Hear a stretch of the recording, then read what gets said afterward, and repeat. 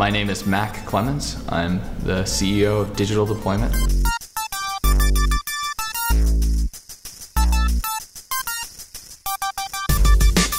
When I was in college, I started a business. I started a website development company. It grew a lot. People needed websites built at that time, and it's grown and grown. Well, I actually started building websites because I had to.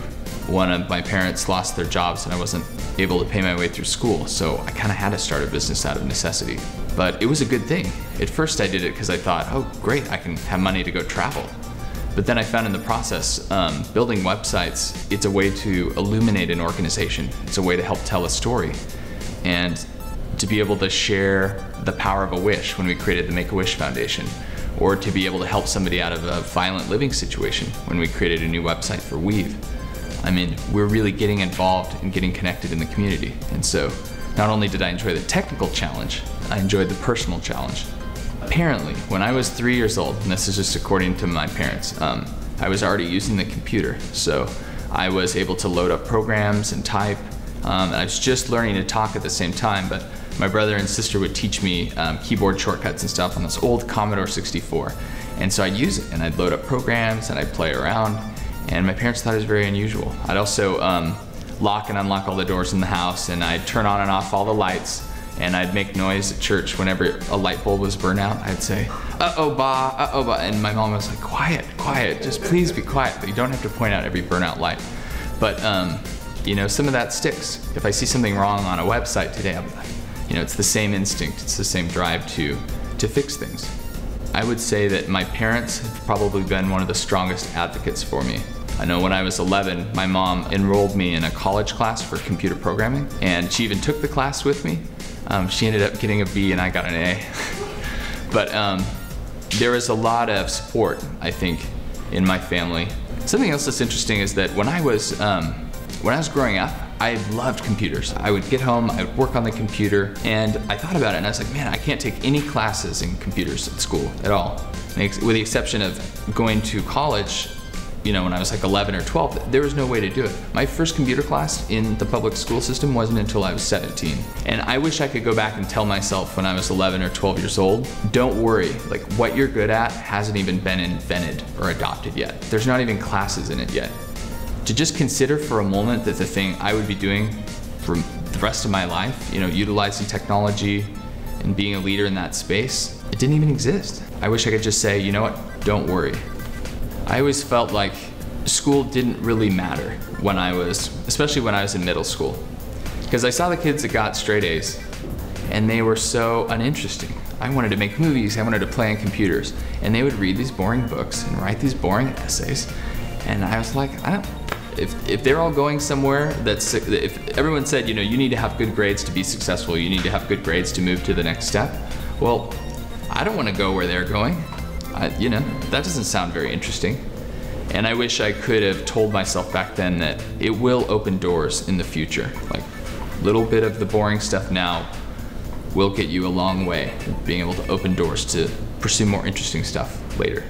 If you have the ability to do something, that's great. If there's something that's exciting to you, that's great. Like, keep doing it, don't give up. I started my business almost on accident because I had to, because life had a little wrinkle. And I wonder if that hadn't happened, if I would have just automatically engaged as an entrepreneur.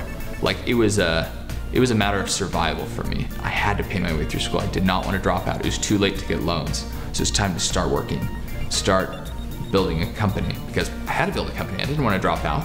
So that necessity, it's the mother of invention. But it's like passion was always there, and I just had the moment to apply it. And if I could go back in time, I just wonder why I didn't start that business when I was 18. Why did I wait till I was 20? It was really easy. When I was in high school, I wasn't necessarily the coolest kid or whatever, but I learned that being a nerdy computer guy actually had some benefits. Like, I got to run newspaper, so I got to report on everything and everybody's programs. So, you know, if you wanted to be nice to me, maybe you'd get better coverage. Maybe I'd just be more interested and more connected to what you're doing.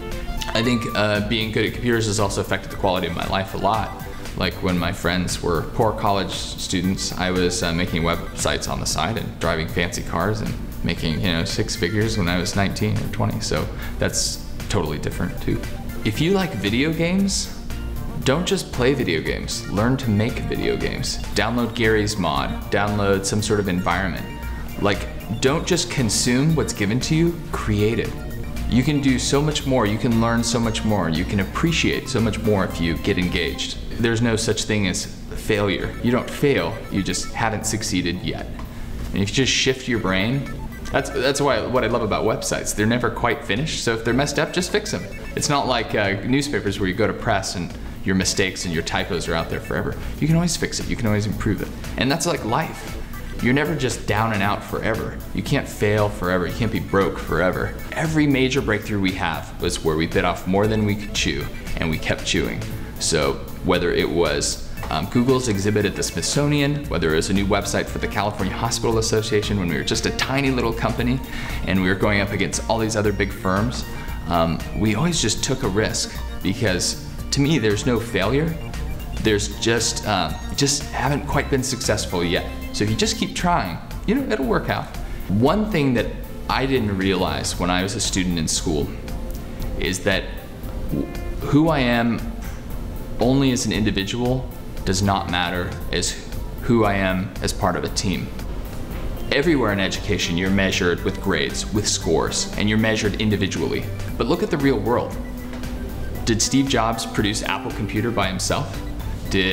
Are successful businesses and firms and companies single people? Almost never. In the world after school, you're measured in terms of what you can produce as a team, not what you produce individually. So if you have some gaps in your talents, if you maybe are forgetful, I know I'm really forgetful and I can't remember what's going on in a day, but I have Sloan, I've got Carson, I've got a team of people that are dedicated to keep me on task.